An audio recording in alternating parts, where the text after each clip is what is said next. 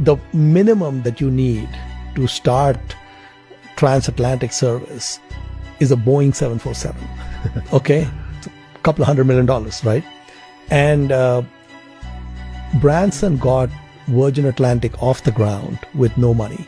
So what he did is he calls directory assistants in the United States, 555-1212 in Seattle, 206-555-1212, asks for the number for Boeing. Okay, gets the number for Boeing, calls the main switchboard and says, I'd like to lease a 747 that you guys might have hanging around that you're not using. They hang up on him. Right. Okay, he keeps calling them. And finally the lady at the switchboard says, let me transfer you to someone who can get rid of you properly, right? So she transfers him to someone who's head of like commercial sales.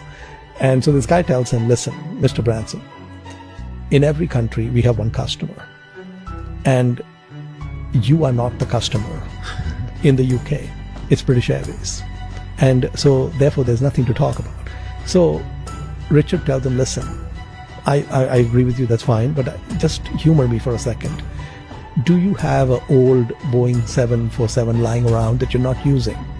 And he says, yeah, actually we do. And if one of your customers, like the one in the UK called you, like British Airways called you and they wanted a plane, what would you lease it for? So he says, well, I really don't need to have this conversation, but we would lease it for about $200,000 a month. Okay, $200,000 or $300,000 a month. And Branson was able to convince Boeing to lease him that 747 because he was sitting and doing nothing. Right. Then when he set up Virgin Atlantic, he said, you get paid for all the future flights in advance because people buy tickets. So the plane's going to fly in April. People already bought tickets in February. Right. So you say, I got cash coming in 2 months, 3 months before the plane's going to fly. And I'm going to pay for the fuel 30 days after that plane lands.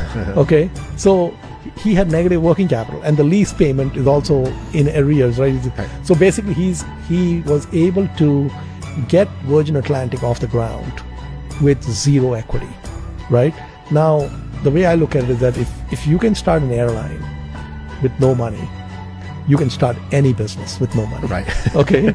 You just have to replace capital with creative thinking.